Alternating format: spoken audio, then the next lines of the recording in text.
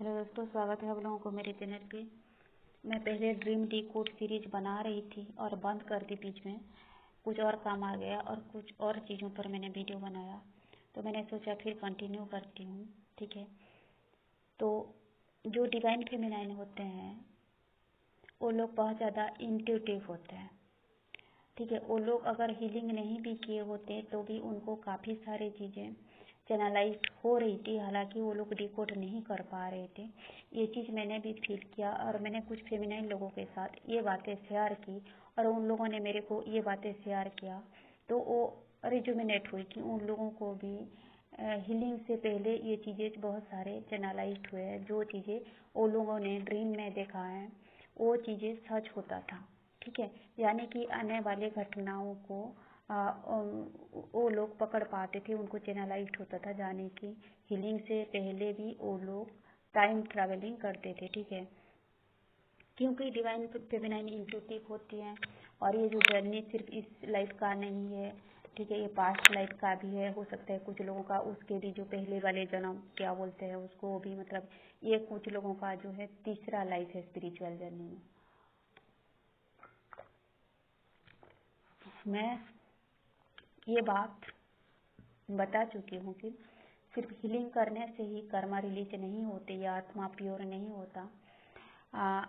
कर्म को भोग करके भी, कर्मों को झेल करके भी कर्मा रिलीज की जाती है, कर्मा बैलेंस की जाती है। जैसे हमारे एंसिस्टर लोग, हमारे स्पिरिट गाइड, जो हमारे एंसिस्टर फिलहाल हमें गाइड कर रहे हैं, उन लोगों ने ऐसे कुछ हीलिंग वर्क नहीं किए थे क्योंकि उनका कर्मा अच्छा था, उनका बहुत सारे कर्मा बुरे कर्म नष्ट हो चुका था। तो इनका इतना पॉजिटिव पावर है कि वो लोग फिलहाल हमें प्रोटेक्ट कर रहे हैं, गाइड कर रहे हैं। इसी तरह जो है डिवाइन फेमिनाइन जो है शुरू से ही स्पिरिचुअल होती है, पास्ट लाइफ में भी, उसके पहले वाले लाइफ में भी, और वो इंट्यूटिव होती है। उन्होंने काफ़ी सारे अच्छे कर्म की है, काफ़ी सारे बुरे कर्मों को पास्ट लाइफ में भी अवॉइड किया है और कुछ जो है अपनी जो कर्म को झेला है, सामना किया है, वो भुगता है, एक्सेप्ट किया है, तो वो काफ़ी सारे कर्म रिलीज कर चुकी है। इसीलिए उसका इंट्यूशन काफ़ी तेज है और उसका सोल जो है काफ़ी प्योर होती है।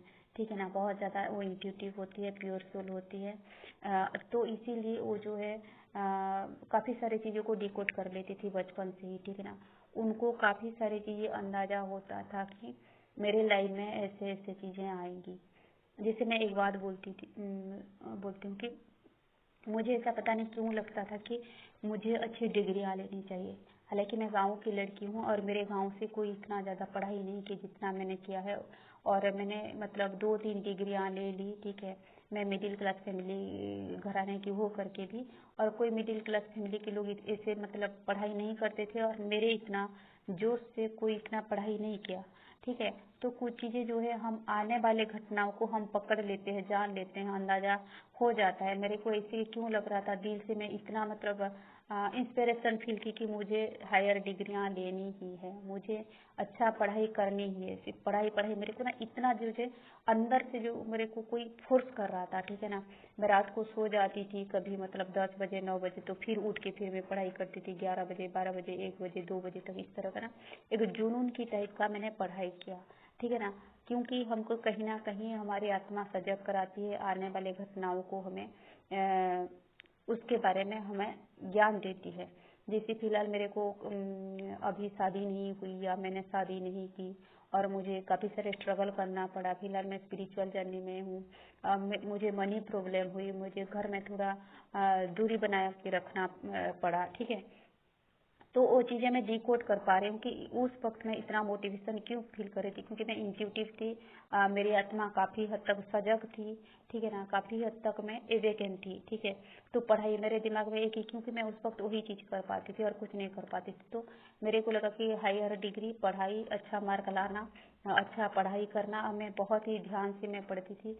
मैंने उस टाइम पे मैंने जितना पढ़ाई किया अपने लिए, जितना स्टैंड लिया, मैंने काफ़ी किया। ठीक है ना, तो उस वक्त जो है मैं इंट्यूशन से काफ़ी प्रेरित होती थी, मुझे पढ़ाई करना है, मुझे पढ़ाई करना है, मुझे डिग्रियाँ लेनी है। ठीक है, और उसके बाद जो है मेरे पढ़ाई ख़त्म होने के बाद मेरे को लाइफ में काफ़ी सारे स्ट्रगल करना पड़ा, अकेले अपने लिए स्टैंड लेना पड़ा। ठीक है, तो कुछ भी परेशानी आता था तो मेरे को ये लगता था कि हाँ मेरे पास डिग्रियां है, मैं कभी भी नौकरी कर सकती हूँ या मैं कभी भी कुछ काम कर सकती हूँ। तो ये मेरे एक सपोर्ट बन गया, ये मेरे एक पॉजिटिव पॉइंट बन गया, ये मेरे लिए मतलब मेरे डिग्रियां मेरे लिए एक उम्मीद बन गया। ठीक है ना, मैं जब भी मुझे कुछ तकलीफ होती है, परेशानी होती है या कुछ, मैं उम्मीद नहीं हारती कि मेरे पास डिग्रियां है, मैं कभी भी नौकरी कर सकती हूँ, किसी भी छोटे मोटे कहीं पे भी ज्वाइन कर सकती हूँ। तो ये मेरे ताकत बन गया मेरे डिग्रियां। और उस वक्त मेरे को इंट्यूशन उस वक्त मुझे प्रेरित कर रहा था कि मुझे डिग्रियां लेनी चाहिए, मुझे अच्छा पढ़ाई करनी चाहिए, मुझे अच्छा मार्क्स लेनी चाहिए, क्योंकि मुझे फ्यूचर के बारे में अंदाजा था कि मेरे जो है फ्यूचर में कुछ इसी तरह सिचुएशन आने वाली है जो कि मेरी डिग्रियां मुझे सपोर्ट देगी।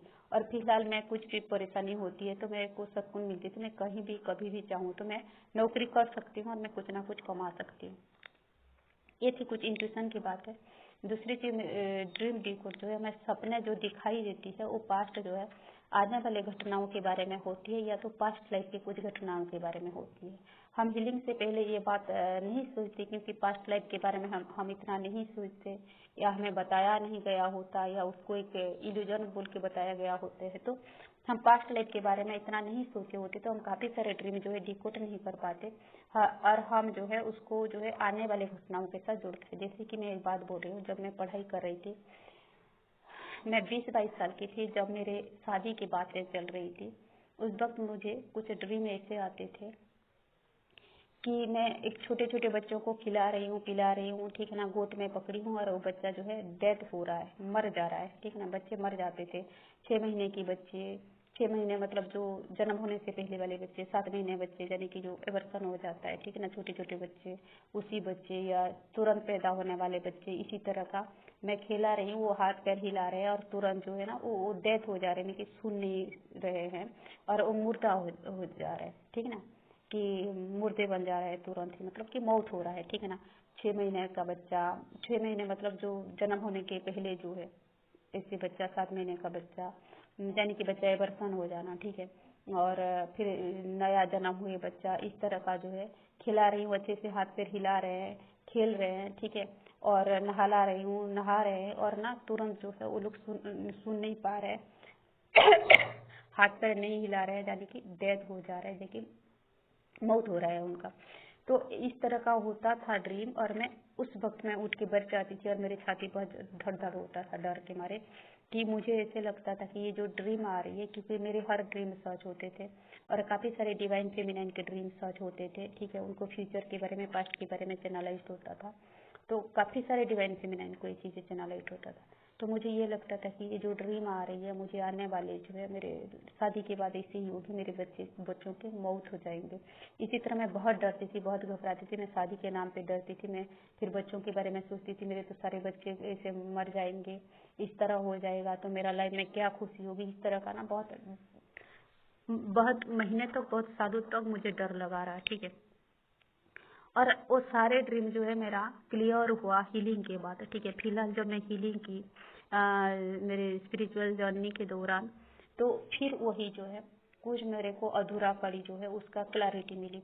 तो मैंने ऐसा देखा ड्रीम में कि मेरे पास्ट जो लाइफ था उसी का ड्रीम चैनलाइज थी। मेरा चेहरा पास्ट लाइफ का था और मैं एक बच्चा को गोद ले रही हूँ। ठीक है, किसी के बच्चा को मैं गोद ले रही हूँ।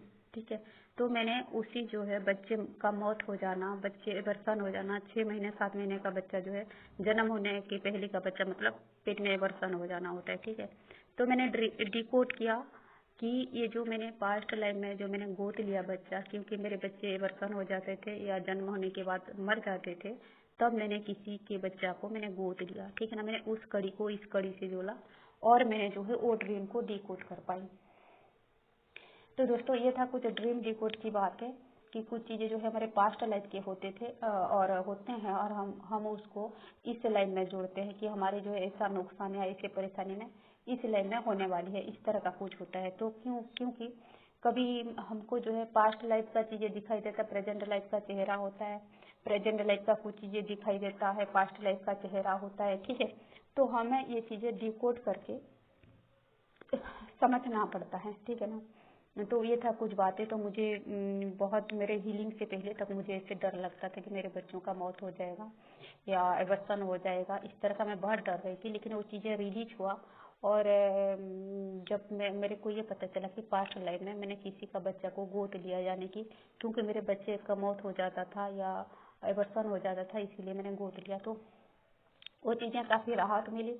फिर मैं कुछ स्पेशल मेडिटेटर